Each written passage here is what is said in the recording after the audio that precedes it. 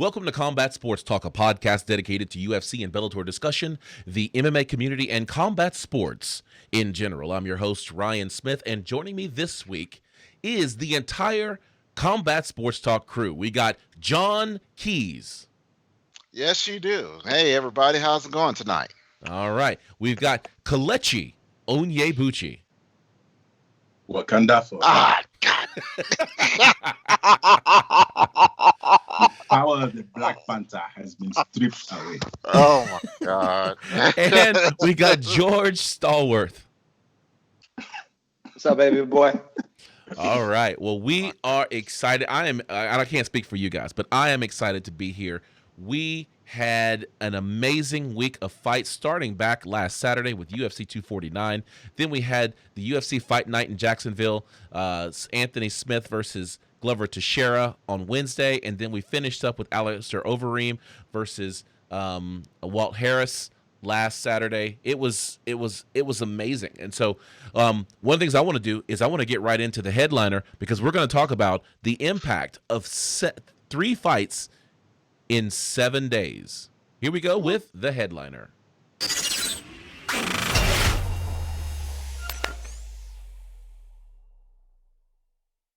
Headliner. This is where we talk about the things, the number one story in the MMA world today, and it is Dana White. Uncle Dana pulled it off. He got 3 fights, not 1, not 2, not 3. He was the only act in town. There were no other sporting events taking place except the action that was going on in Jacksonville, Florida. And so I got to say it. He said he could do it. The man did it. Also, I hate the notion of calling him Uncle Dana. Like, it feels creepy. It's almost as creepy as, what's the other guy's name? Uncle Creepy? Yeah. Yeah. Uncle anything just feels uncomfortable. But see, When I hear it, it reminds me of Uncle Fester from the Addams Family.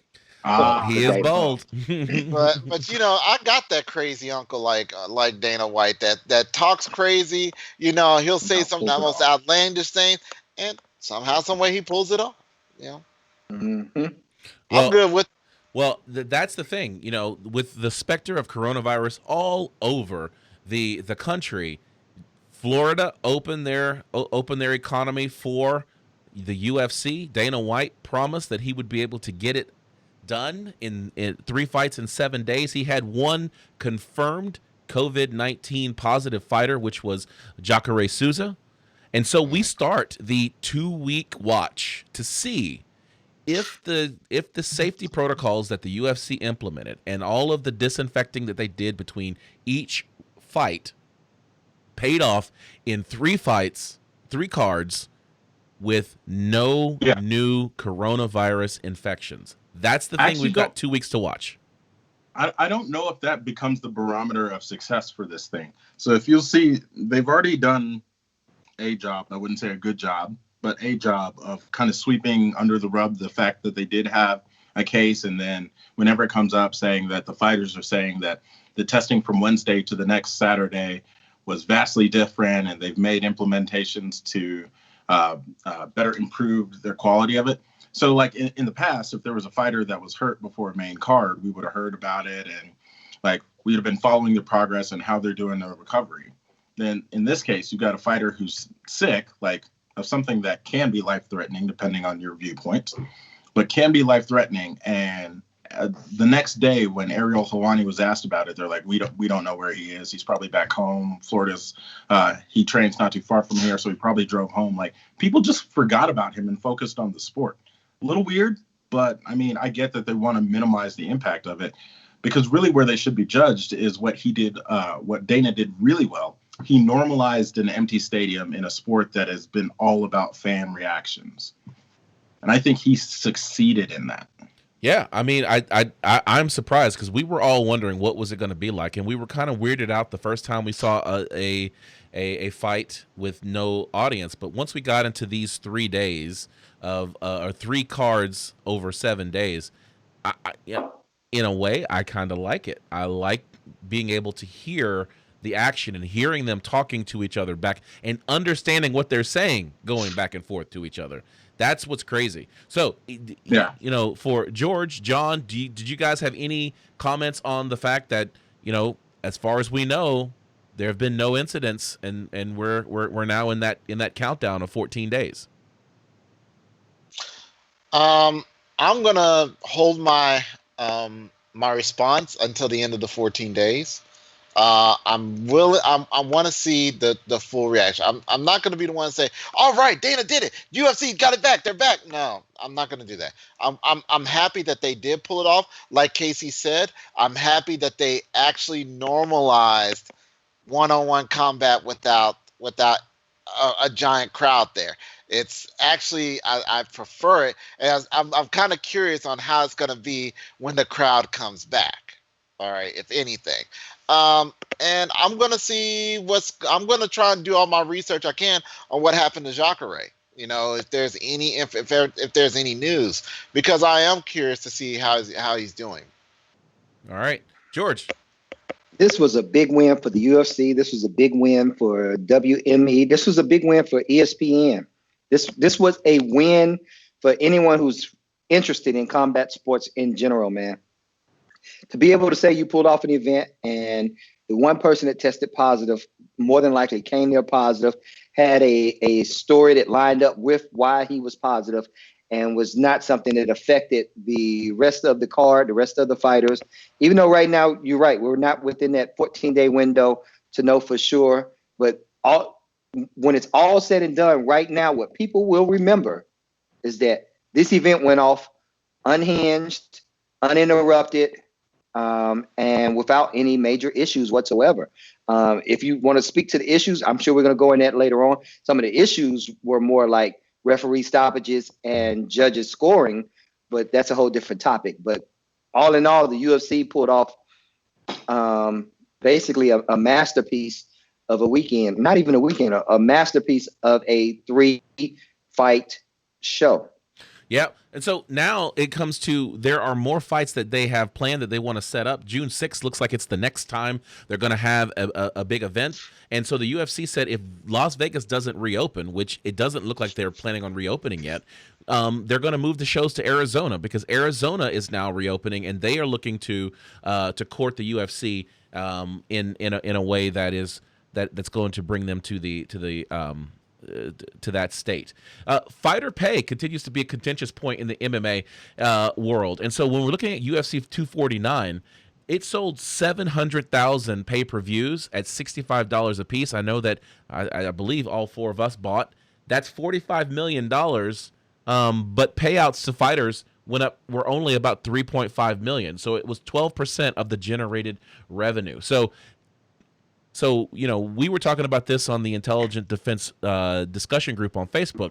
Like, what does that mean about fighters' pay? I mean, that's a lot of money coming into the UFC coffers. KC, I see you doing the Dougie here. My collective bargaining conversation, once again, Pops, it's a little head into this conversation about there absolutely needs to be some sort of, there has to be a reckoning with the UFC, because fighters are getting better pay than other organizations. Sure, you don't get as much name, but even across those other organizations, there's no real standard for what percentage of the purse each fighter gets. And the thing that kills me about the fighter pay conversation is, well, they'll say, well, this person's able to sell fights better, but they don't factor in the fact that the UFC picks certain fighters to put marketing dollars behind. So the rich get richer, while the guys who are busting their butt winning fights still are making less than school teachers. And that's not a knock on school teachers. I feel like they're underpaid. Let me just throw that out there. But I was thinking, why you hate school teachers? What? Because sometimes school teachers have to become MMA fighters, and then yes, they get movies made about them. Yes, they do. Rich Franklin. Rich Franklin comes to mind. Yes. So, I want to add another caveat. Okay. I want to play the devil's advocate on it. All right. So very often these fighters come into these fights, and there is a contract that is lined up well in advance. So very often, like this weekend, not this weekend, but this past 10 days of fights, a lot of those fighters' pay were determined based upon their contract that was agreed upon well in advance of this actual fight, them being offered the fight and things like that. Right. And so this goes back to having good management and someone putting things in your contract. So let's say we know right now it doesn't look like MMA fighters are going to get a union. If anyone should be unionizing, it should be the management and managers of MMA fighters who are in a better position to fight on behalf of their fighters.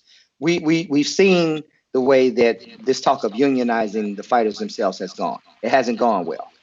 So I think in the absence of that, now we should be looking at management in order to fix this fighter pay issue. I like it. That's a path I hadn't considered before, and it's got a lot of potential. I wonder if it would stifle the ability for new fighters to even get in with a manager who has an in to the UFC, because that's already a weird gatekeeping system that they have to even get in. As you're aware, like just getting into the UFC, there's a little bit of who knows who going on, and not really just about talent and being at the right place. It's having the right type of management. And if there's another gate there where I have to work with a unionized manager who may not be by union rules allowed to talk to a fighter out of Oklahoma City, even though I have a relationship with them, then I may never make it to the show. But I like that twist because it does change the conversation. Well, it shifts the dynamic of power, and that's what really needs to happen right now in the UFC.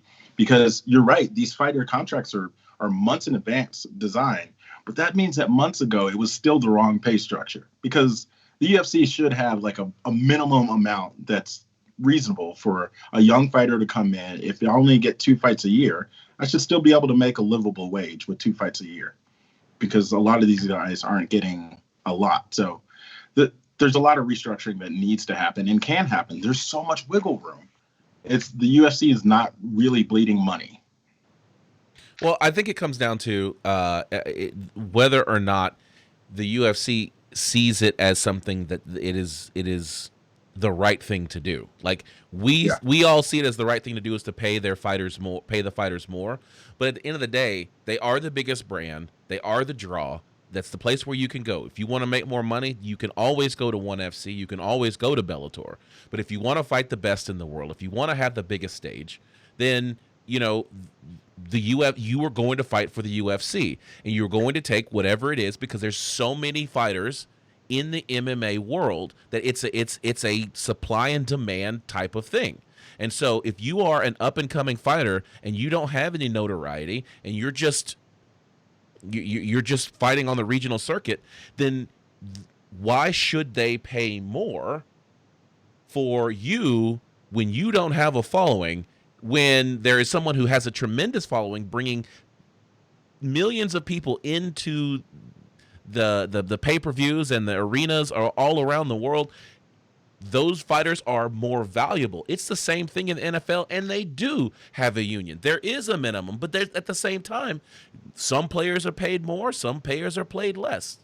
And so Will Flo, he's watching here on Facebook, and he's saying the UFC is making billions off of our dreams. And it's true. It is true that they are, but there has to be a point in time where the UFC has to say, we're doing the wrong thing. Otherwise, there is no incentive, because they have the power structure, that they operate the power structure. It hurts your farm system. So I look at it as, everyone here knows I'm a nerd, so I can only speak in it from my standpoint. So I look at, there was a time where there was this notion of apprenticeships in networking and those type of security, hands-on IT jobs. So there are these apprenticeships where you work alongside with someone, learn it, and then you move into like high mid-tier management type role. Then they came along with, well, we've got all this college talent that we need to put to work, so we'll do internships. They did a lot of unpaid internships. And then you had these notions of paid internships, which I did. I got paid a ton as an intern.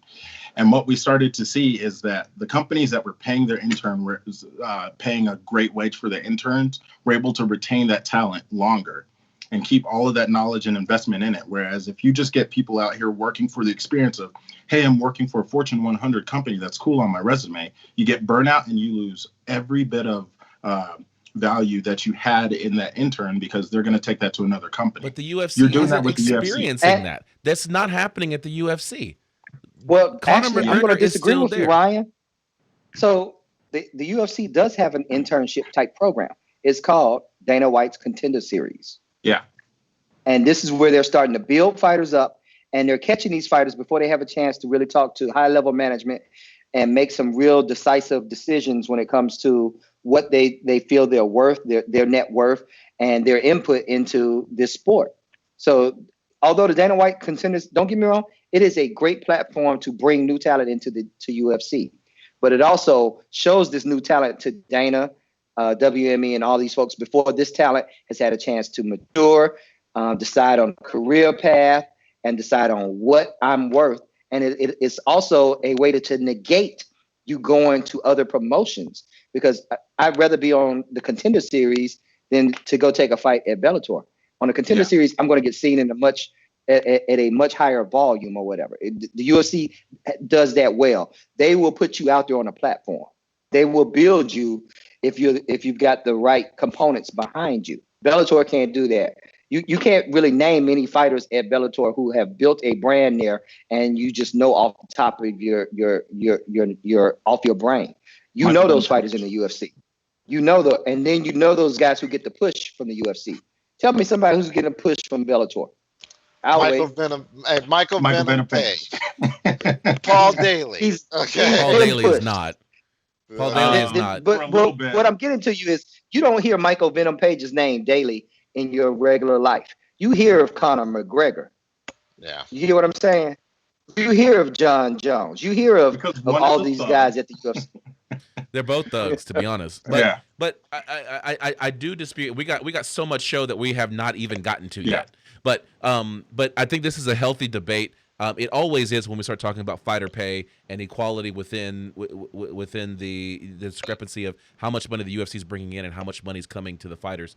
I think it's always a topic that is worth discussing, and I hope we continue to have it. But we got to get to the official decision because, while we're celebrating that there were 3 fights in 7 days, there were actually, a ton of action that is worth talking about. So let's get into it. This is the official decision.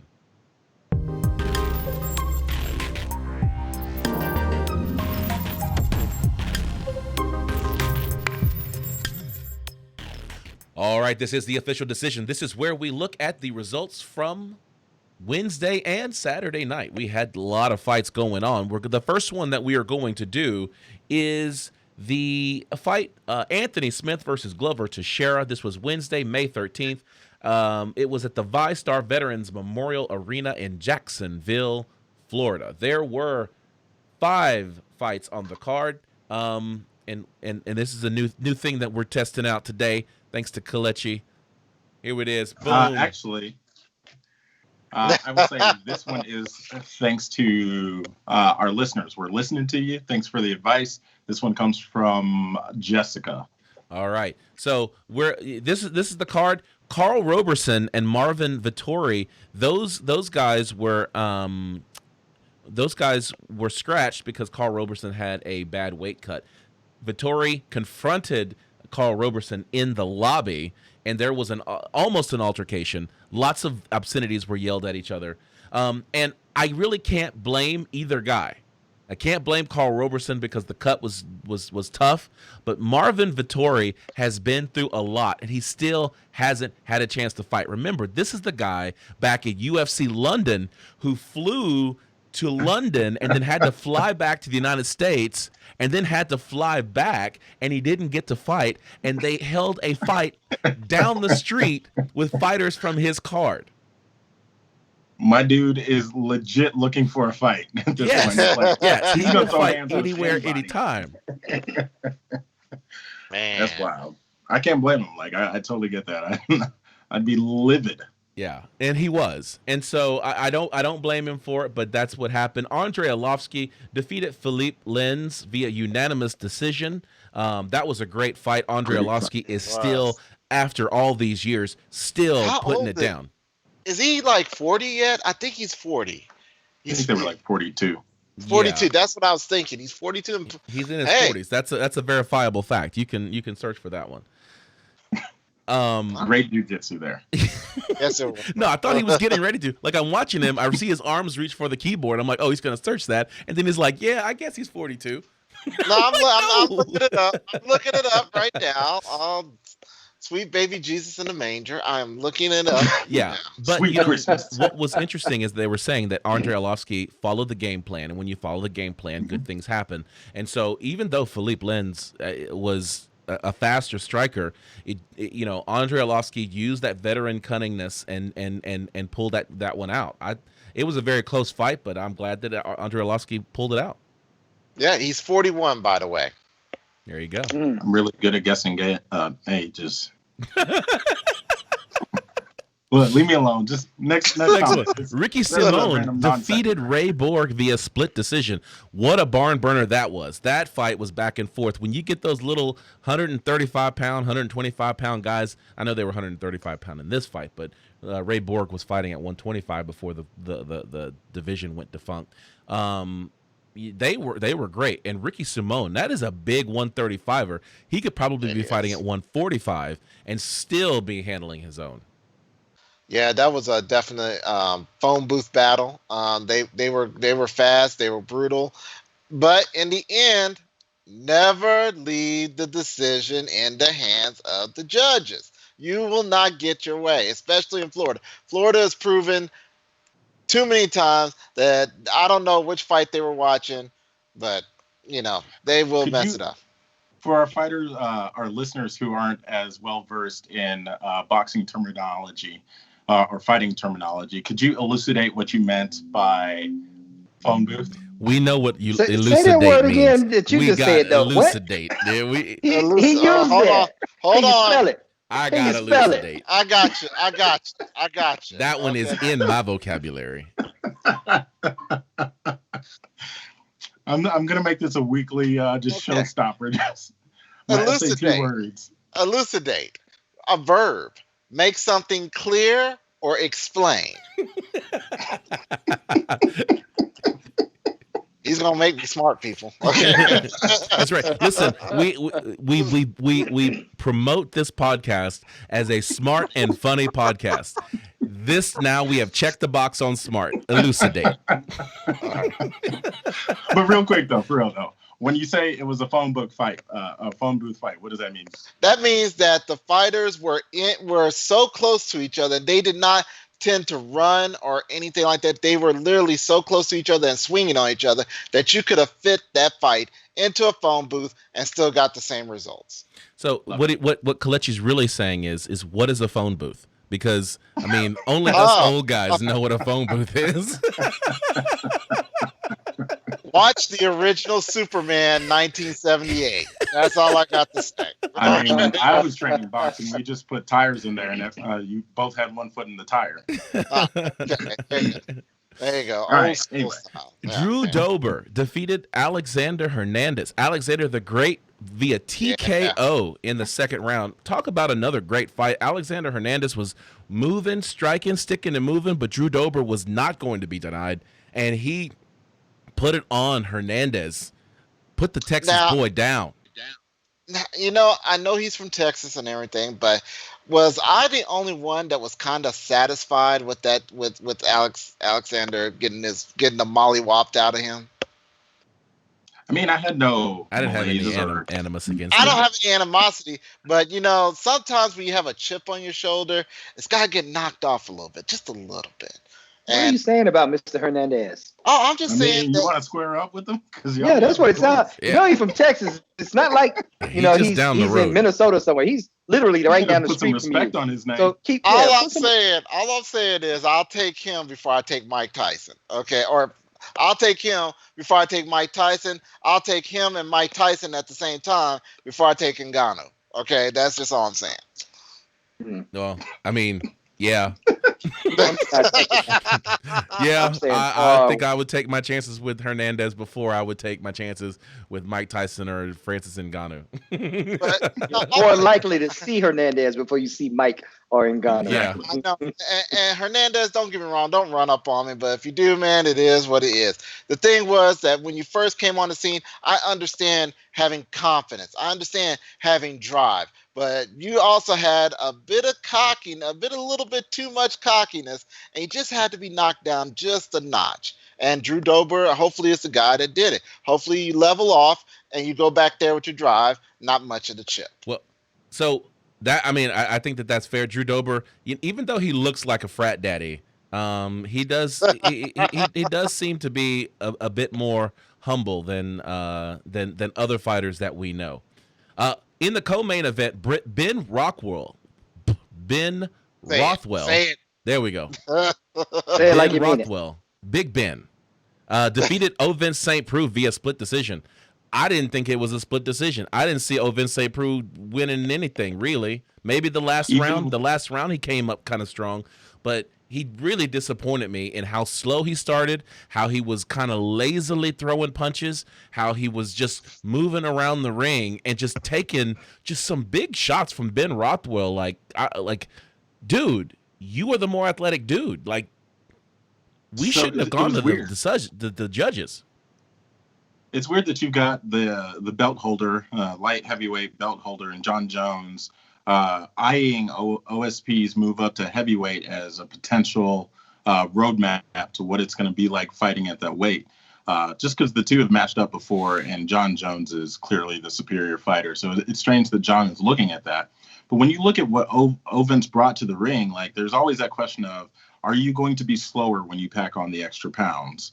And in this case, it's hard to tell because OSP is always a slow fighter when it comes down to it. But in this case, it wasn't even about the quickness of his punches. It was how fast he was going to run around the ring, because that man was literally running from punches. He didn't look like he was in any way, shape, or form prepared to be a heavyweight. Well, I don't know what to say. I watched this fight as well. And what I do know is that when you are being struck, it tends to tax your cardio a lot more than people anticipate. And so that move up for him, he's being hit by a heavyweight now. And that drains on your meter a lot more than, say, a John Jones hitting on you. I'm not saying that you get what I'm saying in that you got bigger guys hitting on you. And those shots count more as far as your cardio, especially if they're going to the body and hitting you in the body or putting their weight on you and things like that. So in that sense, I can see why he was having some cardio problems. He might not have been properly prepared for that. And again, we're going back to these fight cards were set up very quickly. Like, we don't know how long Ovin's OSP really got to train for this. And we've always known that he's not at a big camp. He's not somewhere where he's getting top level training. He's not at a Winklejohns, or he's not at a CSA, or he's not at a Dark Side MMA. Yeah, I was getting ready to say, it's like, he's not getting trained. Ovin St. Preux, if you are listening, if anyone listening knows Ovin St. Preux, go see George. Well, he is Ryan, he's your frat brother. You should be calling him out and telling him to come see me in Texas. Quit playing. Oh. Now, what you got to say about that? Oh, yeah, he went loud.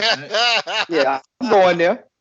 Silence and to the side. At least he's not saying you got to fight him. It's just an OSP. Be out, bro. Be out. Come on out to Texas. He should come out. We'll look. I'll start sending some words around. Hopefully he's financial. Anyway, a lot of people don't get that. I think what's important there is also in that fight, it had more movement in the heavyweight division, right? So it was the start of the conversations, or restarting that conversations about the fact that the heavyweight title is locked up with their champion choosing not to fight right now. Yes, Miocic. And we're going to cover that if we get to it in the show, because we've been taking our good sweet time through this run sheet, but that's all right because it's good conversation. In the main event of the evening, Glover Teixeira defeated Anthony Lionheart Smith via TKO in the 5th round. This was a murder fest from round 3, where Anthony Smith got hit in in the eye. And then it just led to him getting beaten down more and more and more until the 5th round, at which time they finally stopped this fight. let's not get too much into the stopping of the fight, because I want to cover that in Fighting the Angles. That'll be the first thing that we'll talk about. But just, are you shocked at Glover Teixeira being able to pull this out? I mean, I thought this was probably going to be the end of his career if Anthony Smith had pulled out what he started out doing. I saw a lot of good head movement. He didn't look as slow as everyone tried to make it seem. Like, George, I think you and I were doing live at that time, weren't we? We were talking through that fight. Yep. And it seemed pretty clear that even in the second round, like, Glover was doing a good job of keeping his head off the center line and avoiding the big shots from Anthony. And it was just a matter of time. It looked like he was taking some shots, but he was going to wait out Anthony throughout the fight. So I'm impressed by it's just that fight IQ is really showing itself there. And he's one of these fighters who's oddly getting better with age. He's like a fine wine. Well, we know, especially the bigger weights tend to do better as they get older. Your lighter weights don't tend to stick around long because there's a speed component at the lighter weight that outclasses guys as they get older. Whereas in heavyweight, you've developed what's called old man strength. A lot of you don't know nothing about that, but I'll tell you about it one day. Anyway, that old man strength tends to keep you around a little bit longer, man, and it lets you do some things that a lot of people don't expect you to be able to do at those bigger weights, man. And it's for real. I think we're going to start seeing that more and more with John Jones, which is why he's eyeing that move up to heavyweight. Because if you look at John in his last fight, he looked a little. Yeah, I'm not one to talk. He looked a little pudgy around the waistline. And I mean that with the most respect, John, because maybe I'll see you one day. But what I'm saying to you is, as a larger weight guy, as I've gotten older, I noticed that old man strength does come into play. Yeah. You're going to walk over, but you're going to limp back. You're going to limp back, young man. All right. Well, that is it for the first fight on Wednesday night. And then there was Overeem versus Harris. This was also at the VyStar Veterans Memorial Arena on Saturday night, May 16th. There were 5 fights on that card as well. Song Yadong was in action. I didn't know that he was training out of Team Alpha Male. Really? He's always been there. That's one of Uriah Faber's proteges, if anything. So speaking of, I don't know if you guys knew this, but he had some visa issues apparently, and Uriah Faber almost stepped in on behalf of him. That's why he weighed in. Yes, right. He weighed in. Right, he did. Everybody was wondering why was he weighing in, Mm-hmm. but now we know. No one's half the battle. There it is. It was a great fight. If you haven't seen this fight, Kelechi, I know that you said you hadn't had a chance to see this one. Go back and watch it. The second round, I think it was the second round between Song Yadong and Marlon Vera was just lightning. I mean, this whole fight was another one of those, as John was saying, it was a fight in a phone booth. But this one was, I mean, it was everything you wanted to see in a fight. It was super good. Krzysztof Jotko defeated Eric Anders via unanimous decision. In this fight, Krzysztof Jotko was really just the more technical fighter. Eric Anders really has a style that tries to get you up against the cage, grapple with you, get this fight on the ground, or land some big shots as you're disconnecting or coming away from that. But unfortunately, Eric Anders was not able to execute with his game plan, and so therefore, Krzysztof Jotko basically took him apart. That's been a problem for Eric Anders for a while in his last few fights, where he seems to be outclassed by his opponent, and that's exactly why I didn't pick him in this fight. So, yeah, anybody else have something on that one? I picked Eric Anders in this fight, man, and I was not expecting him to get outclassed in that way. But we also saw it with who's the guy he fought? He's been training over in Thailand. I can't remember the name now, but we I know what you're talking about. I wish I could remember his name. I don't. Yes, Khalil Roundtree. This fight reminded me of that. Fight. Oh, happy about yourself. Look at you. You dropping names and stuff now. Just call your frat bro OSP and tell him I said come to Texas. That's what you need to do. But anyway, back to the point, man. Eric is another one I think could definitely benefit from maybe not a switching camps, but I'd really like to know who he's training with. From what I understand, he's out of Alabama. So he's probably not at the best place for him right now. And there's nothing wrong with staying true and loyal to your original coaches, but it doesn't mean you can't cross-train and pick up new skills from different places. And he strikes me as one of those guys that it's time for him to go pick up some new skills from some different places. I've seen him through at I've seen him at Factory X very rarely, and even then, it seems like he's kind of on his own program. He's not really working well with the striking coaches that are there. It's not that there's like a difference, but he's kind of got his own set agenda. And that's common for fighters to still bring in their own coaches when they're visiting other gyms. But Eric Anders, like having seen him train up close and personal, he does need like a switch in his program to really, he's got to fundamentally change his game if he wants to be competitive at this level. His style just is not working for him. I'd say he's similar to OSP in that sense. It's easy to be figured out. Yep. Mm-hmm. It's not a tough puzzle to solve. I don't know why I can't talk tonight, gentlemen. So in the next fight of the night, Dan Ige defeated Edson Barboza. That fight looked like it was going to be all Edson Barboza. This was his first fight at 145 pounds. Dan Ige was welcoming him into the featherweight division, and to be honest, I'm like, I know when we were watching, we were like, oh man, Edson Barboza is gonna win this fight easily. And then the second round happened. Eric Anders turned the gas on, and he never looked back. Dan Ige turned the gas on. I'm sorry, we were saying Eric Anders. Dan Ige turned the gas on and never looked back. And so it was a wonderful fight, good back and forth. And you know, I wonder what Edson Barboza is going to do now, because it's like that weight cut was too much. Yeah, he got ragdolled in some of these like there's a big takedown where he just gets like he's flying in the air like this. Like, oh! Like those guys in front of the car dealership. The balloon man. Like man, he needs some milk. You know, so you're saying the weight cut was too much? Looking at him, I didn't think that, because I've seen him a little bit more cut up at 155 than he looked at 145. He actually looked like he still had weight he could lose at 145. I felt like. That's wild. I didn't think he looked all that drawn up. I didn't think he looked all that bad. In fact, I felt like there was still a lot, not a lot, but there was body fat on him that could have been dropped down even more. That's why you can't. It wasn't like we were looking at it wasn't like we were looking at a six pack on him. You get what I'm saying? Yeah. What'd you say, Casey? I said that's why you can't be my coach. You're fighting at 155 while I walk around at 240. But you got a 5-pack that you can cut some more weight. In the highway robbery of the night, it was Claudia Gadelha defeating Angela Overkill Hill in a split decision victory. I didn't see it. Angela Hill won this fight. I agree with her. She did work, and she cut up Claudia Gadelha.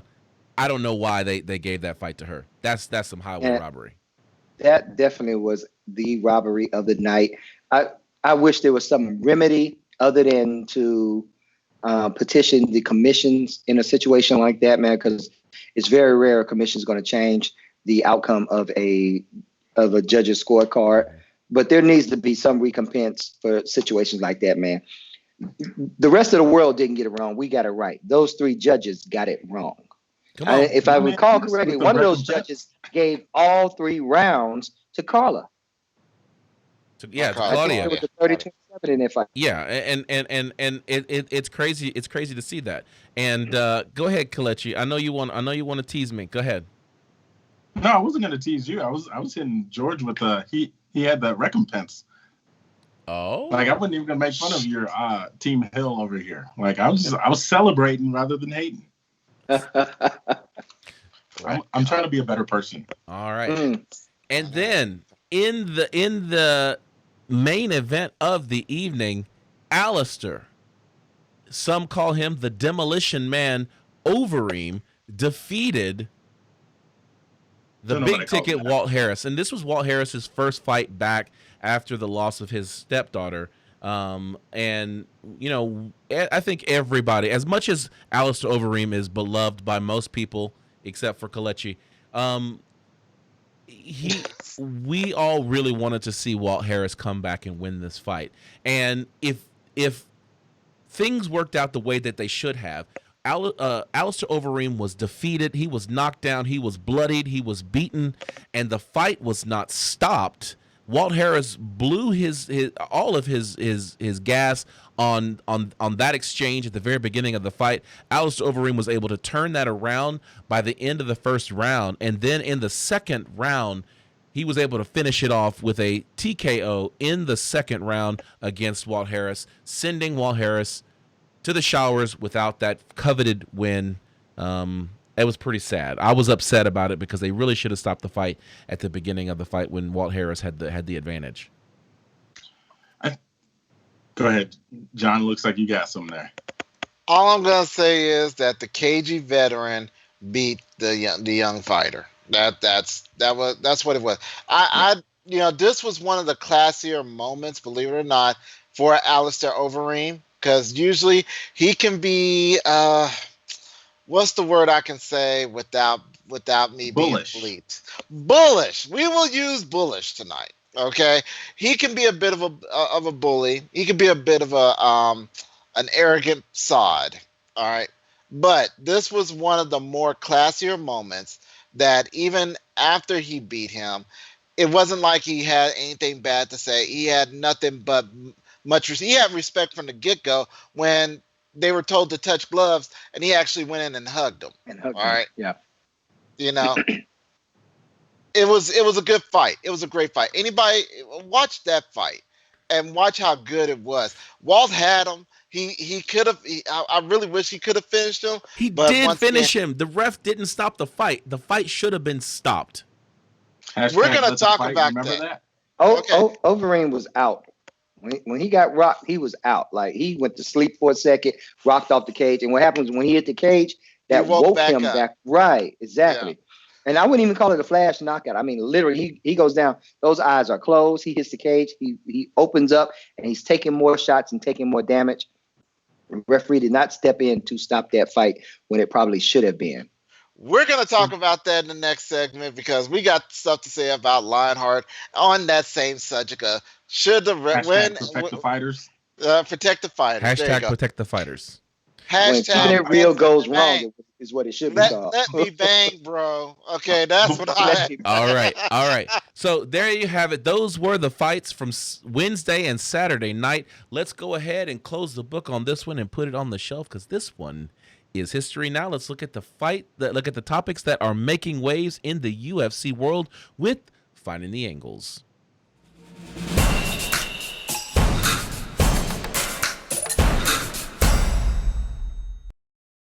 All right, this is Finding the Angles. This is where we look at the headlines making waves in the wake of the action on Wednesday and Saturday night. The first thing we're going to talk about is what everyone else is talking about, and that is Anthony Lionheart Smith and the fallout of the brutality of the action on Wednesday night. Anthony Lionheart Smith had to show every ounce of that Lionheart in the mauling that he took from Glover Teixeira. But what really set some people off, at least set me off, and I'll speak for myself, is his comments on the Alistair Overeem and Walt Harris fight. He tweets out he's trying to watch the fights from the eyes of other people tonight. One guy's hitting another guy a bunch. Is this where we start calling the ref and corners to step in? Also, what point do we get disgusted? Because people have been vocal about Anthony Lionheart Smith's corner for sending him out, not just into the 4th round, but in the 5th round, where it is reported that he was injured. His corner knew he was injured. The ref knew he was injured, and no one was stepping in. That he was handing teeth to the referee in the middle of the fight. Referee just put him in his pocket. It's like, yeah, you'll get him later. And still we're like, oh, well, that's the sport. I think there's a lot of problematic issues that go along with this. In that some sense, we praise fighters like Colby Covington, whispers to his corner, I think I broke my jaw. I think he broke my jaw. Says it clearly twice, sends him out basically to get slaughtered. Like, that could have ended really ugly. In this case, and we've seen this time and time again where the fighter, you're in a very different spot as a fighter when you've got your machismo's on the line, right? Like, you don't ever ask a guy, hey, how are you doing in front of like a crowd, because he's never going to tell you the truth because of this false notion of bravery and strength, right? Now, imagine that magnified with millions of people watching and how intimate that setting is, but you've got a camera right here. And if I whisper to my coach that I can't go on, like, that's the only clip that's going to be played over and over and over again. And now somehow that's tied to my manlyhood. Like, as much as we want a fighter to give everything that we've got, what separates this from brutality on the street is that it is a sport and someone's supposed to step in for the good of the fighters. And in this case, you guys know me. I'm a Factory X home team guy and will always speak well of them. But this did not show well for the sport. I understand the notion of my fighter says he wants to go and I'm going to let him go. But what makes this a sport is that we're not actually trying to kill each other. And that was lost in this exchange. The end. Mic drop. Boom. Locked him. All right, I guess I'll play the bad guy in this. All right, there we go. Come on, John Keys. All right, so Come on with it. Okay, so if I'm to understand, all right, Lionheart's team knew what they were doing. Yeah. Anthony Lionheart knew what they were doing. They both had a plan. Okay. Glover went out there and executed his plan. His plan was to win. Okay. We can't fault neither Lionheart or his team if they both understood what they were going to do. He's going out there and he is going to fight. He is going to continue to fight. I'm not saying it's right. I'm just saying I understand. It is the ref's job to stop that man. Okay? It is the ref's job to sit there and say, no, you've had enough. The ref didn't do that. So I'm not mad at Lionheart for doing what he did. I'm not even upset with Lionheart's team because they had an understanding of what was going out there. I mean, losing a couple of teeth, I've seen hockey lose a couple of teeth all the time. Hockey player, name me one hockey player that has all of his teeth and has been in the league for 3 years. You can't. With that said, okay, do I think that was a smart plan for Lionheart's team to go out there and let him get beat into some Walmart hamburger meat? No, I do not believe in that. You've never seen Walmart hamburger meat? It's pretty soft. Anyway, but it is what it is. Joe Exotic over here. I won't say whose fault it is. I promise you. I don't know whose fault it was. It's the ref. All right. And even then. Wow, so the corner should never throw in the towel? Jason. Not if they have an understanding. If they have an ultimate understanding, they know what they did. Okay, they understand. Jason Herzog, the referee in that fight, apologized for not stopping it. What he said is that the sport of MMA is beautiful, it's pure, and an incredible teacher. Some lessons are more harsh than others. I've seen a lot of opinions of what should have happened and who was at fault. Let me be clear, there was only one person to blame, me. I am responsible for each fighter. I am entrusted to oversee. I will take this experience and make the necessary changes and get better. So Jason Herzog said that it was his fault. But the crazy thing about it is that Anthony Smith comes back and says to that apology is that that's showing weakness. He did not think that Jason Herzog needed to apologize for anything. And that's where Anthony Smith really lost it for me. Like, it's problematic. It's not problematic. We have to stop this Apollo Creed die in the ring kind of mentality. That this is a sport, but it's not a game. Well, This is the same guy that didn't take the opportunity to win the light heavyweight championship off of an illegal knee. So it's not like this isn't uncommon behavior for him. You get what I'm saying? Like, he's going to stand up on the side of, I want to be a martial artist. And that's what he's saying in that. So he might as well go train with Brian Ortega and Max Holloway, because they're all that's just their mentality. I'm not faulting the man for his mentality nor his opinion. Am I saying it's smart? No, I'm not saying it's smart. I'm saying that's how he's wired. The judge better be aware. It just stands to reason to me that at some point we have got to stop the insanity. When you see it, when you see a fighter gets injured, he gets a clean strike. It clearly a part of the glove went into his eye. He couldn't see, and he stopped defending himself. He wasn't intelligently defending himself. He was taking the damage, basically turtling up the entire rest of the third round. He went back out, and he was not better. He ended up, I mean, it was a 10-7 round. The amount of damage he didn't, I don't think that, I haven't seen the stats on it, but I don't believe that Anthony Smith landed any type of offense. It wasn't meaningful if he did. And in that case, you've got to think as the ref, number one, is this fight over? The ref let this go into the into the fifth round when it shouldn't have. The moment Anthony Smith hands him his teeth and you put it in your pocket, you got to be thinking maybe this fight shouldn't go anymore. The ref is number one to blame for this because he is in control of who the fighters, what's going on in the ring and protecting the fighters. But when that safety lever fails, then it falls to the responsibility of the corner to say, listen, the ref should be stopping this fight right now. I know that my fighter is beaten. There is no way my fighter can win this fight. And I agree with Chael Sonnen in saying, then it's the corner's responsibility. Now it's my responsibility to say, there's no way we're going to get a flash knockout. This is improbable, but we are getting more and more damage to our fighter. We have to stop the fight. And when that doesn't happen, then it's up to the fighter to say, listen, I got to be real with myself. And if I'm going to be, on a highlight reel, then I've got to say I'm not going back out there.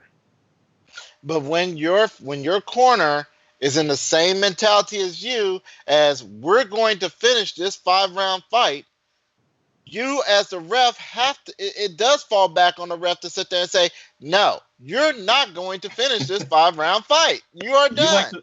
You like to talk about things in terms of street fights. So let's talk about it as a street fight. Let's say that the corners are a group of people and the fighters are two people that got beef.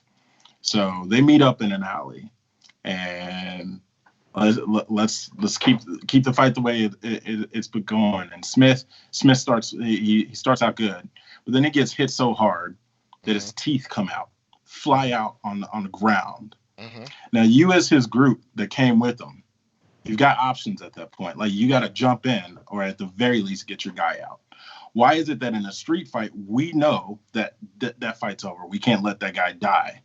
But because it's a sport somehow, we differentiate their humanity and say, let them fight on. Because in the street, there is no way that you let somebody's teeth come out on the floor and y'all don't say, hey, y'all got to stop this. Someone's going to die. But we put them in an octagon and we say blood, blood, blood, blood. It's messed up. Maybe you. Okay. Wow. Maybe you say zero empathy coming from John Keys. I don't want the man with the keys to the bloodbath. So let's talk a little bit behind the scenes on this. All right, George has a great perspective here, so let's hear it. Okay, let's hear it. So, from what I understand, Anthony Smith has veneers. So these were not his actual teeth that were being knocked out at that point. These were the veneers being knocked off the caps of his teeth. And from what I understand, this is a very common thing in practice. KC, maybe you could speak to that. I don't know, but so from what I understand, when we hear that, hey, he was picking up his teeth and putting them in the referee's hand, these were veneers. And it's not uncommon for a tooth to be knocked out in a fight. In fact, typically the commissions keep a cup of milk somewhere cage side in order to accommodate teeth that are knocked out during a fight. So in that sense, I don't think that's very uncommon. I don't know if you guys knew that or were aware I of did that. You not say But know that. uncommon, but that's still a big deal. As someone who's knocked out another person's tooth on accident, like it's a lot of force generated when you knock out a person's tooth. And as someone who's had a cap come off, like those things are meant to be cemented on. All right. Like that's why Okay. DC fights with a tooth that he can take out so that he doesn't even have to worry about it. So like what to say I, that I he guess spit out what I'm veneers saying is is still a big deal. I'm not saying it's not a big deal. You're going into a fight. That in of itself is a big deal. But these guys know that walking in, and there are precautions set there. And I'm sure that a conversation took place during when fighters are filling out their paperwork saying, hey, I have veneers. Hey, I have these issues. These are things. And so typically the referee should be aware of that beforehand. So when I'm handing you my teeth and you realize, not only that, you realize I've told you already, hey, these are veneers. It's not uncommon for these to fall out when I get hit the wrong way. So we're looking at it from our perspective. If it was us, Fair. when the truth is, we should be looking at it from a perspective of, hey, this is a guy who's gone in and already informed the commission of any ailments he has, any issues he has, any damage that he's already incurred and things like that. And that's what happened in that. So when we hear, hey, he got his teeth knocked out, it's not the whole story, so to speak. But it's Real talk, it's if a you get your sign. teeth knocked out in a fight, I'm gonna You be what? there and stop the. If you get your teeth knocked out in a fight, I promise you this. I'm a pacifist. Everyone knows that, but I'm stepping in there and getting you out. And that's a commendable for you, KC. But if there's beef, Yo, I don't want John in my corner. He's been getting murdered. Yeah. Hey, Y'all- Remember, Casey, remember Casey, last hold on. week. This was remember one of those last week. episodes. I'm gonna let you talk, but hold on a minute. That's No, what but John just remember did, last right? week, George picked John to be his corner man last hold week. on. Now let's get this understand. If George says, "Hey man, if I take 10 hits, you better be throwing in that towel," you best believe I'm gonna throw in that towel because we're on that same way on that same page. It's all about the page. If Lionheart turned around and looked at his corner like, "Look, we're doing 5 rounds. I don't care if if one of my lungs fall on the floor, I still have another lung to breathe with." He If didn't that he didn't happens, say that. care- We know for he- a fact he did not turn to his corner and say, with all the blood and coming, everything that was happening to him, he did not turn and say, "I'm doing 5 rounds." We know that did not happen. But here's the okay, thing: we don't know. the teeth coming out, while it may happen, and there's no way that you should really compare hockey to MMA, but the teeth coming out is just evidence of greater trauma that's happening. The key thing here is that their fighter was still not producing offense.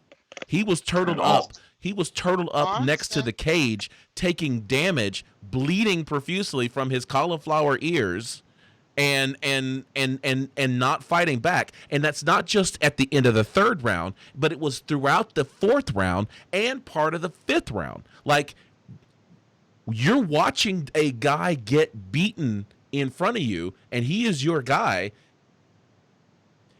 All that stuff should go out of the window. All the agreements, hey, don't throw the towel in for me. That's conversation that happens in the locker room.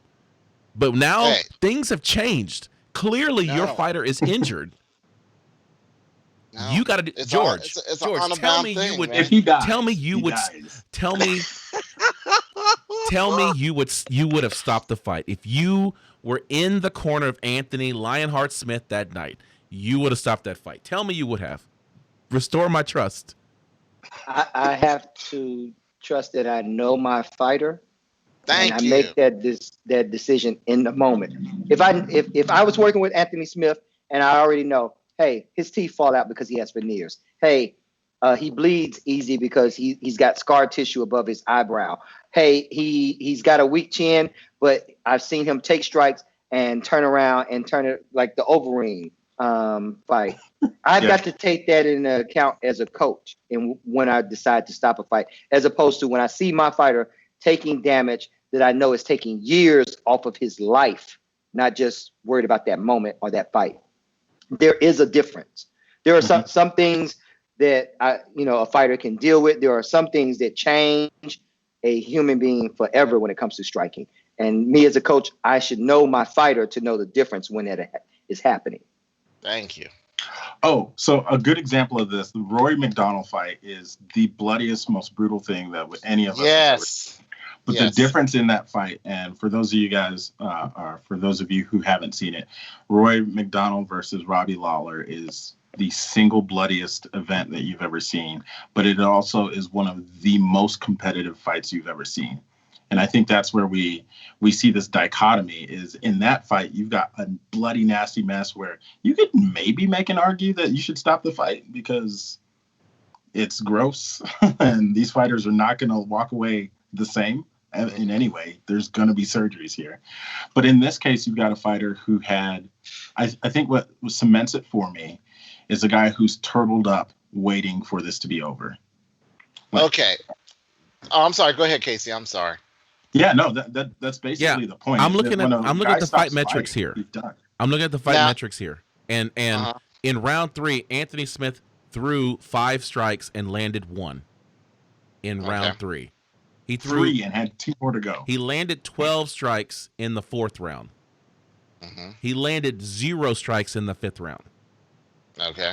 Now on the flip side of what on the flip side of what Casey is saying, you can go back and look at the GSP versus Dan Hardy fight, where at the end of the fight, GSP had Dan Hardy's arm in a Kimura, and he was sitting on top of him, and he was twisting he was taking his arm to places that you only do with like G.I. Joe and Legos. Okay, he was literally twisting it all over the place, and Dan Hardy did not submit.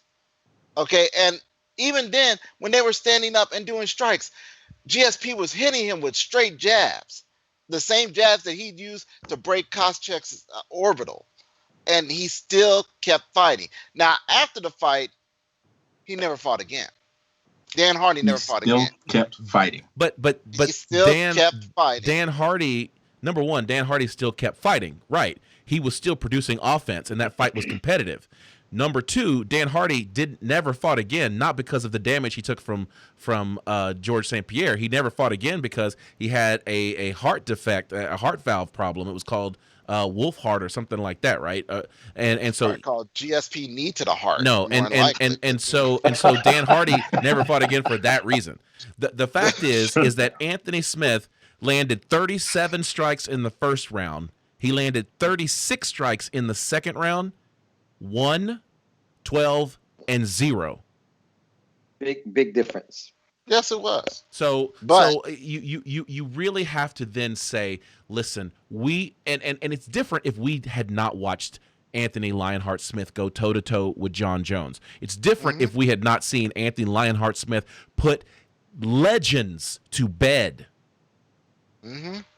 So we know what Anthony Lionheart Smith is capable of. And when you see him not able to generate more than 12 strikes in an entire round, then you have to think that there's something wrong with our fighter. Maybe we should get him out. We're over an hour right now, and we're on the first topic of But that's what happens when you have 2 major cards in a week, right? Yeah. I'm saying is, at bottom line, if the fighter and their corner got an agenda, and it's up to the ref to identify that, hey, they're not stopping it, I need to stop it. Okay, that's the ref's job. Okay, that is not Glover's fault. That is not Anthony's fault. It is the ref that needs to stop it. He is the arbitrary judge before anybody else in that ring. He is the guy that should have stopped that. I'm not mad at either fighter. I'm not really mad at the judge because he just said, well, let him bang. He did a Mario Yamasaki. We got to hit this next subject. I can't today. All right. Tell me about Tony Ferguson. Yeah, let's talk about Tony Ferguson because he is another guy that was taking all kinds of damage, looking like a zombie in the ring when Justin Gaethje was just wailing on him, and finally the judge stopped that fight. I kind of want to know who the judge was for the Tony fight. Give me just 1 second. I'm looking that one up real quick. Because if it was Herzog, I'm gonna be like, yo. This dude Dominic said was drinking. Oh, it was Dominic Cruz he was in Dominic Cruz's fight? Keith Peterson? That's Keith Peterson, yeah. So the Justin Gaethje fight had Drum roll, please. Herb Dean. It was Herb Dean. Oh, the Another Predator. one who likes to let him bleed. But anyway. Yeah, he does. He wasn't on his vigilante streak that night. Okay, he was like, "I let them lie. I let them live." Here's the thing. So we saw Tony Ferguson dancing in the hospital a week ago. We found out that he is not going to need orbital surgery. So therefore, he is likely going to be back in action sooner than we had expected. Although his coach, his striking coach, Rashad Holloway, says that Tony Ferguson needs a mental break from the sport following the UFC 249 loss. We know that Tony Ferguson is wound just a bit tighter than the rest of us. It's probably a good idea for him to take a little bit of some R&R. I think it's important given that May is Mental Health Awareness Month. And so Tony, he does have some struggles. And let's be real, the mindset that he takes into the fight, the persona that he has to put on, it's a lot on him. And I think it's wise to take that moment, because not a lot of fighters have the Israel Adesanya mindset, which is, I'm stepping into this limelight. This fight game is intense, and he works with a professional to keep his mind right. And I think it shows like how he's able to deal with the stress and bounce back and still maintain that fighter mentality without being overboard. So shout out to Tony for being in his corner, for being aware of the mental health aspect that comes into fighting. Well, hold on, because just like with Tony, Israel, I don't know if you, just to clarify, Israel Adesanya also, when he became a champion, he got help to be in a champion lifestyle. So yeah. I mean, he's doing it too. So yeah, that's what I was saying is that okay. Israel came into before he even started fighting for the belt, he prepared himself mentally, knowing he was going to be in this position. And part of that mental preparation was working with a mental health professional. And I think that it's important that he talks about that too, because so many fighters don't talk about that mental health aspect of it. Mm-hmm. And he normalizes it when you get a champion who's like, look, yeah, this stuff is hard. Doing these interviews it's a stress. Like, they're required to be camera ready at all times. And as champion, that is only magnified. So I think it's wise that he's taking care of himself physically, emotionally, and spiritually. Like, it's that whole body champion. All right. So someone who has had some challenges with his mental health is Uriah Hall.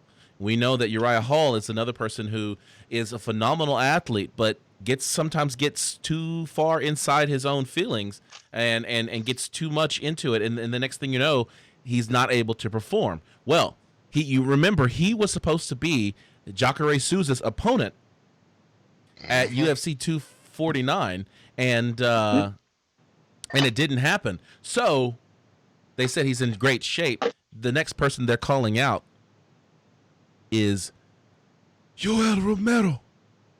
Oh my Lord! That was good. I heard it earlier. That was much better. Improved. Oh my Lord! Yeah.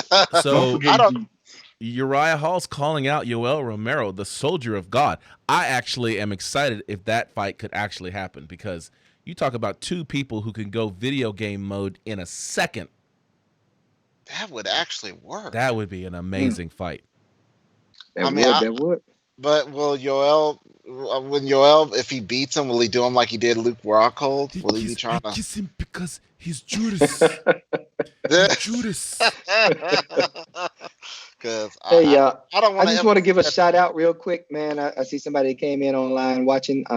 Coach Arjan Carlos Moreno out in California, man, over at Oakdale MMA.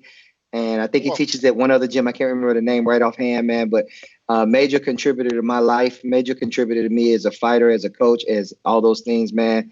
I really miss that, man. I wish he was back in Texas.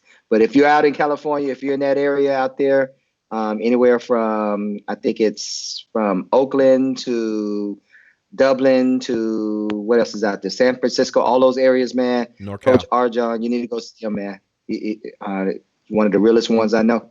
All right. Cool. Shout out to Coach. Also, this Yoel Romero fight, crazy excited for that to happen because of the connections that my school has to the UFC. It's just crazy. So I fought someone who lost terribly to Yoel in the Olympics, and I used to walk around campus, and he was ranked, I want to say, like number 30th for wrestling. And so every time I see him on the quad, I take him on a single leg and pin him and raise my hands like I'm number 29 now. And so he also would not recommend doing that to someone who wrestled in the Olympics. They're crazy strong, like holy crap. But I kind of love these connections and the storylines that these fighters have. And what I like about this matchup is like you said, both these guys have ridiculous levels of athleticism and they put on a show. Like they can turn into a video game real fast. But what I like about this is something that you hate about it, is that as much as both of them have their own individual storylines, their two stories don't cross in a way that the UFC can make this pull your heartstrings story.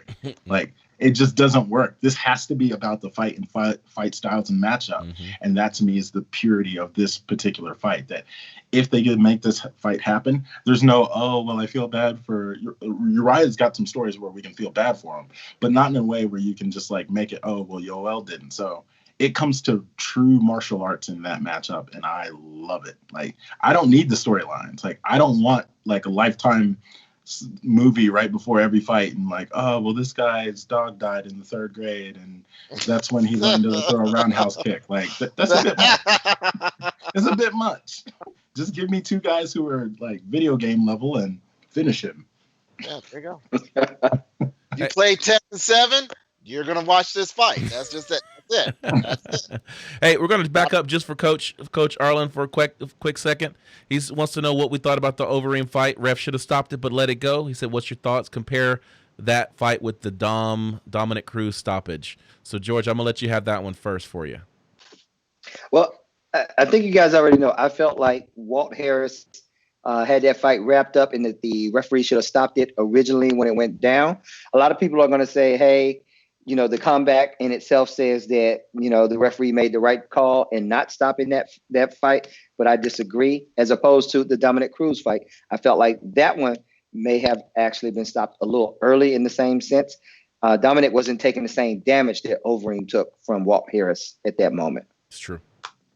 I agree with that. I don't think the Dominic Cruz fight was stopped early, though. I think that he was asleep the moment his head hit that cage, and the next strike that he took from Henry Cejudo was just insult to injury there. When you go back and look at the Dominic Cruz fight, you look at where his hand placement is on the mat, and it's the back of his hands on the mat. He's not posting up to stand. The back of his hands are on the mat, and that means he's out. He's taking damage, and he is not suited to come back and win that fight. So that's the only difference that I have from Mr. Stallworth's opinion. I mean, it's not like the Sheikh Congo fight with the greatest comeback ever. Pat Barry. Yeah. I agree with Ryan. There was too many unanswered hits in the Dominic Cruz Henry Cejudo fight. As opposed to what in the Overeem and Walt Harris. With the Overeem Walt Harris, there is this mentality that if you've seen a champion fight, and whether I agree with it or not, when you see a champion fight, if they tend to let the champions fight a little bit longer and take a few more hits because they've seen them in crazy positions like that. And now, Dominic Cruz is a 2-time champion. But hands on the ground. He had hands to. He was bracing himself back to stand up with the back of his hands on the ground. All right. He's bracing. George, this is why I want you to put your hands on the hands just like Dominic Cruz and try to get up and see if you can do so. All right. I mean, that's coach. He can do anything. What I'm saying to you is that brace. Yes, I'm going to eat some shots in the meantime while I'm bracing to stand up. Meanwhile, tell me something. When Overeem was down taking those shots, and he took a flurry of shots. Matter of fact, Dana even spoke about it for a minute. He said, hey, that flurry of shots from Walt, the big difference, well, he didn't say the difference in it, but basically what he was saying was that the shots didn't have the effect of putting him down in the same manner because of his size, his weight. Bigger weights are able to take shots a lot better than, say, guys at 135. Right. So, and I don't like Dominic Cruz. Let's put it out there. Okay. Dominic Cruz was not out. If Dominic was out, then that definitely shoulda- speaks to the Overeem fight. He And was looking like this on he was like this on the way down. I'm like, you are out, bro. Okay, He was you are out. out. He was out. You saw a camera frame picture photo, and I promise you, if you go back and look at the Overeem one, I need that. The guy who took that camera shot should get a. Johnny Hearns even calls it right there. He said, "So who don't miss a lot of those punches?" Hey, I'm just saying. All right, we can go back and count punches. All right, but back to what Carlos was saying. Yes. In comparison, though, those stoppages, was one legit and the other wasn't? Were both stoppages legit, or vice versa? Were both stoppages the wrong call? This goes back to something I talked about or wanted to talk about on the show, was back to refereeing and judging.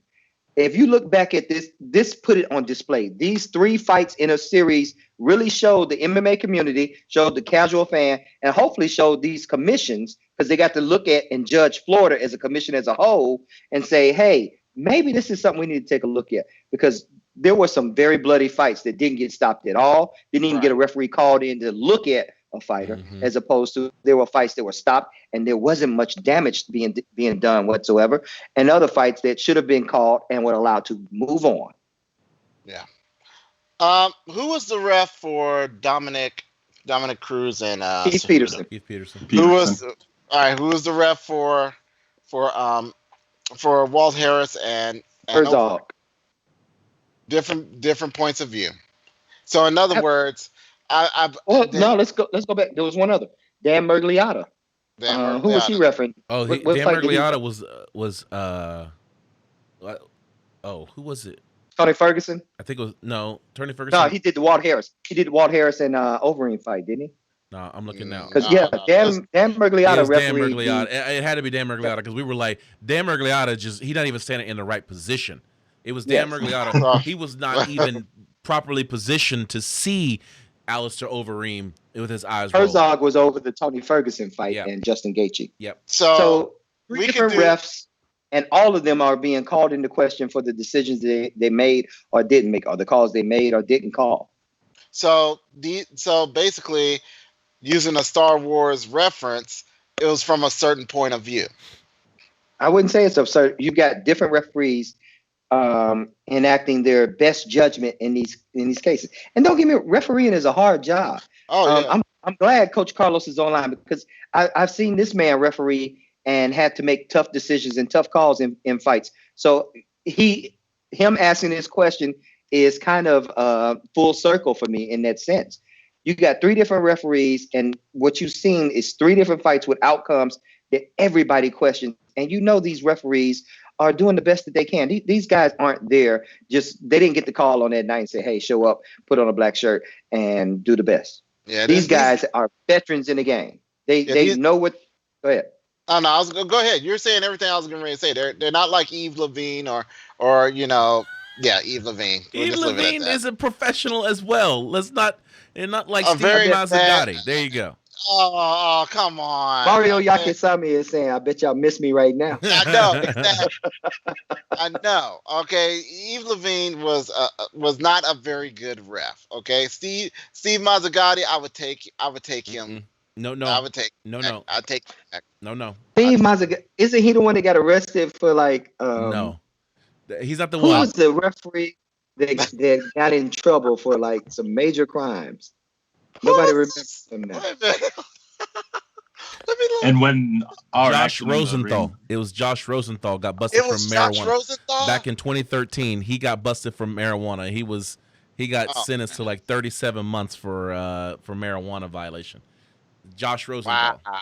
I thought there were some other charges involved. There was some major crimes involved in that. I thought maybe that's what he played down to. Yeah, he had $6 million worth of marijuana with him. Oh. Yeah. He was like a mule.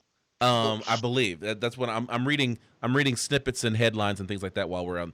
But to Coach's point, that's what we thought. Clearly, it's controversial. What we need in the sport is more is a way to be able to understand the method behind the madness. That's the thing, is that as a casual fan, or even as a dedicated fan like we are, it's very difficult to understand the decisions that are being made by the referees and by the judges in these fights. And there really isn't a way for us to go and say, hey, this is the way that the rule is interpreted, and that's why the decision was made this way. And for us who follow the sport, who comment on the sport every week like we do, we really need more checks and balances, and we need more we need more guidance as to how we should be viewing this fight, because clearly there's so much volatility between how one referee refs a fight versus another. We cannot allow a fight to be decided based upon who you have reffing in the moment. I mean, we were joking about Herb Dean liking to see blood, but we know that Herb Dean's going to let you fight.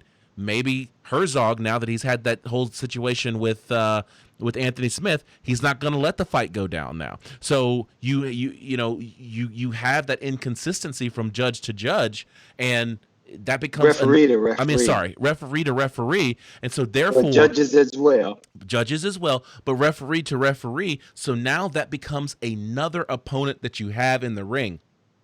It's not just you and the person across the ring from you anymore. It's the ref as well. It's the judges as well. We need the consistency in the sport. All right, let's go to the other fight that I was excited. Like, we were getting ready to get into. We were going through it. We were like, hey, Uriah Hall versus Yoel Romero. What kind of an amazing fight would that be? There is one fight that would be even more exciting than Yoel Romero versus Uriah Hall. You know who that would be? Please share with us. John Bones Jones versus Francis Ngannou. Oh, Lord have mercy. I'm excited for it. You tell me that you wouldn't want to see that fight. You have got like the single most skilled fighter on the roster, moving up to heavyweight, giving so much more power, because we've seen that John Jones is actually a lot stronger than his skinny legs give way to. Like, he can deadlift close to 600 pounds. He squats on the regular over 400 pounds. Like, the dude puts it in the gym. So we know he's got some power behind him. Imagine if he's not cutting weight. Like, against the strongest puncher in the UFC, the most skilled versus the strongest. Like, this is a storyline of all things, like, not backstory, but like, this is what you want to see in, like, stylistically matchup. That's what I should have said before Ryan hits me. But that's what I'm interested in, is like, will power overcome here? And let's also note that Ngannou has been saying that he's got so much more he's wanting to show us. Okay. He just never gets the chance, because the fight's over in 20 seconds. He doesn't get to show what he's got in his arsenal. Maybe he's a heavyweight John Jones. Maybe. Not that. Come on. I'm just saying. I'm not serious. No. I'm not serious. You smoking on them tweeds? Drinking a little bit of that wine tonight. Drinking that wine, smoking them tweeds. Yeah. So, my thoughts on this fight, man. John Jones is too skilled of a fighter to let Overeem come out. I'm not Overeem. There I go. To let Ngannou come out and flurry him like that and catch him right off the gate.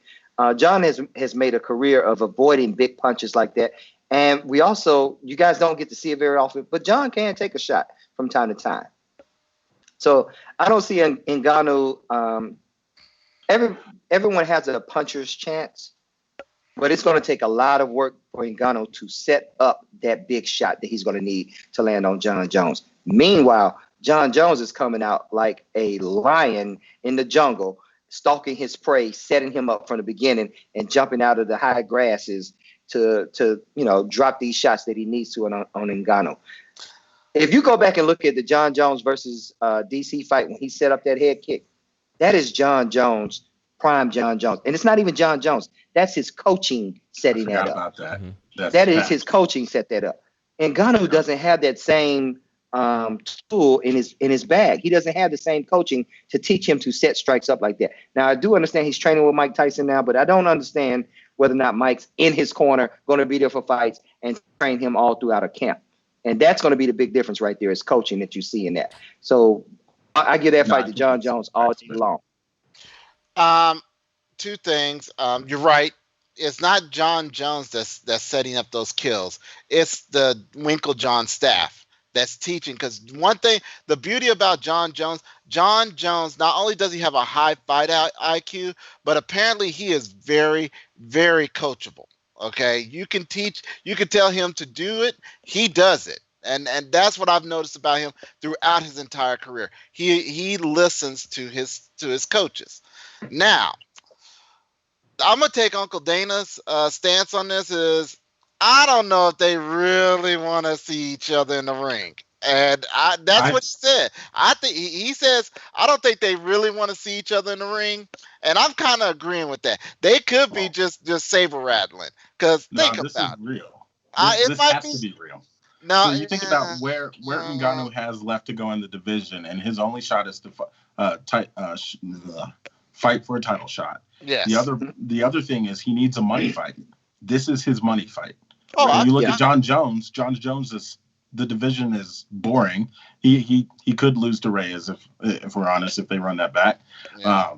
But there's really nothing else for him to do at that division, and it's not like they're going to give him an immediate title shot because DC's still in that mix.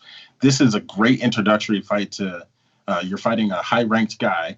It's a great introductory into the heavyweight division. And it sets up a title shot for either of those two. If Ngannou wins, it sets up his title shot. If John Jones wins, it's a pathway to that title shot, and now also that three-peat with DC. Path. There you go. And that's the whole point. Because it's looking more and more like there might be a stripping in the heavyweight division. If there's a stripping in the heavyweight division, it goes down to two fighters, and that's DC and Ngannou. I'm in love with a stripper drop from Ryan over there. Here I go. Let me see if I can find it. There's Exactly. literally no one in that heavyweight Don't get us pulled from division. YouTube. Don't play it. Don't play No, it. don't do it. But if it goes down to Ngannou and DC, it's a 50-50 chance that DC comes away with. I'll give it a 75-25 because that 25 equates to that bomb that Ngannou holds in his wrist. Okay. I just want to be real here and highlight that John changed his position like from 0 to 100 real quick. Like this went to they're just talking and that couldn't happen to I'm just saying, but if it does, I'm not saying I'm taking that simple. If they did do it, okay, and I'm saying that if it does happen, if DC beats Ngannou, guess what's gonna happen? Is what I've said all along. There will be a John Jones DC3 lovers final return. Okay, mark my words. Nasty. Mark It's not my gonna happen. No. And I will prove to y'all that these two have an unrequited love affair, Where's the romance that is doomed from the start. Mark my words. This is how it's going to happen. Are we getting the conspiracy Hit music my playing? music, dog. Yeah, we got the X-Files playing. John Keys has been on this. There will be a John Jones DC3 fight before DC leaves the sport. Hold on. It's been on again, off again. I mean, every time you say it's going to happen, it shows that it's not going to happen. Both of them said they're over it. I told y'all DC Jones 2 was going to happen. I told y'all we all knew DC Jones 2 was going to happen. Hey, DC3 ain't happening. It's happening. DC3 will happen right after Khabib and Ferguson fight. Then it ain't happening. Hey, so it ain't over, people. So Trust we know that John Jones is the single greatest talent in the UFC, perhaps in the entire MMA world. He is, largely considered undefeated. The Matt Hamill defeat is not held against him. But there's one place where John Jones is not a champion. There's one place where John Jones has more L's than low, and that is, yes. Oh, Mitch Hedberg. See, thank you. There you go. And that is on Twitter, and John Jones, he was answering people on Twitter, and then he made he made a comment against Chael Sonnen, which is not wise. Oh no! You don't want to play the dozens with Chael Sonnen, and so he did. He did take one W though. He has John Jones has one W. That's the U in low. And What? and so he's like, who is this? Has been now with Man Boobs making money off YouTube, getting hit talking about John Jones. That was him referring to Chael Sonnen, and Chael Sonnen then. Oh. Because his fans started coming back and saying, "Oh, you must be talking about Chael Sonnen," and John Jones affirmed it and said, "Hey, it took you about 25 seconds to figure that out. Impressive."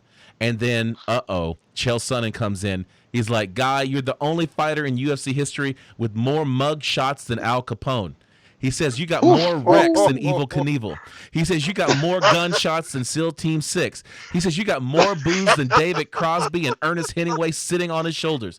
You got permanent handcuff creases in your wrists. You've been handed over more belts and shoelaces than a convention at Haberdashers." He says, "You are the only fighter who gets asked for more pics from police photographers than starstruck fans." This is Chael Sonnen just going in on John Jones on Twitter.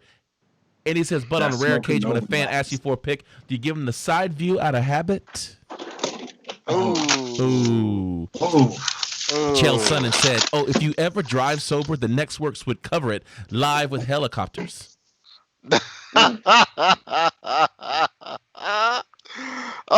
Don't mess with the American gangster, dude. Then the All right? last thing that Chael Sonnen said is, "Oh, last thing. Everybody knows you beat this last case by ratting."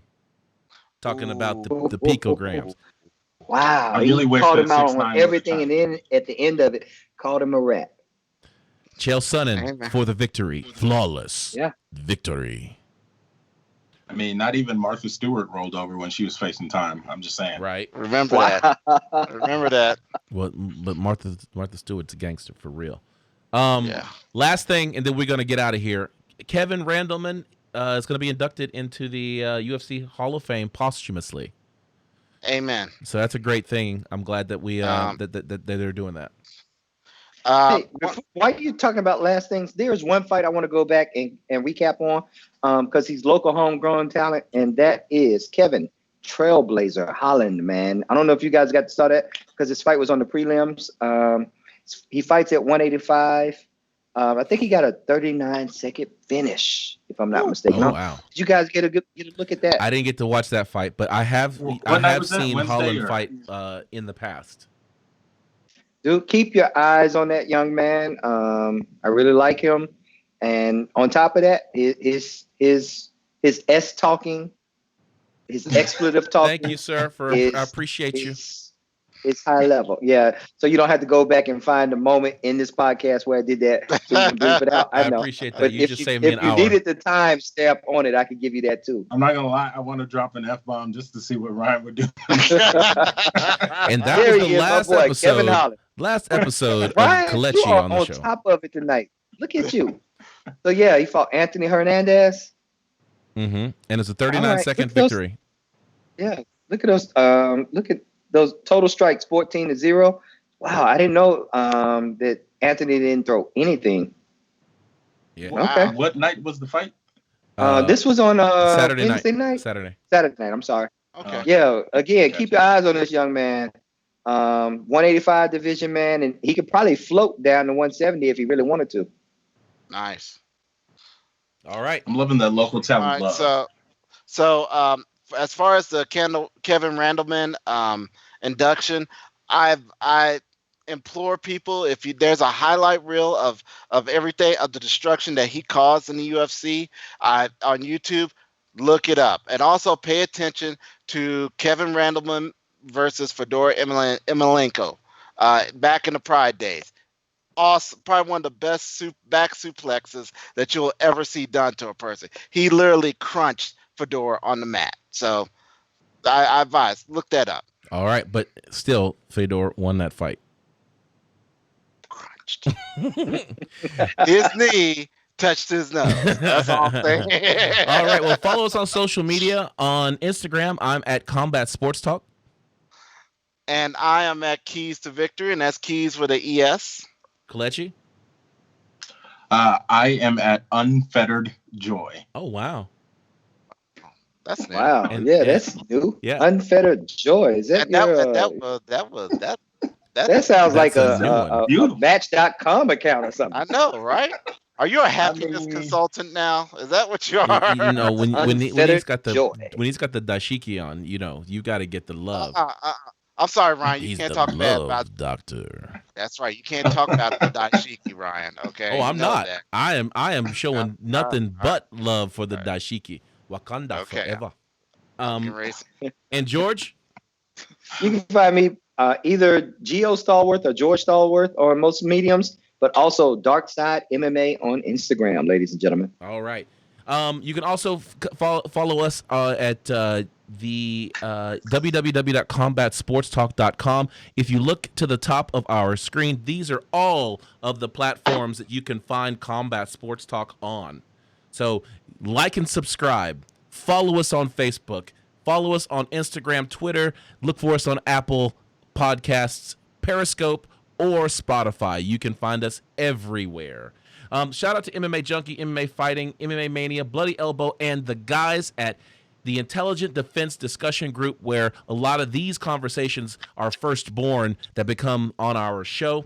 And then all I got to say is, on behalf of John Keys, George Stallworth, and Kelechi Onyebuchi, this is Ryan Smith reminding you to keep your hands up, your chin tucked, and throw bombs. We'll catch you next time.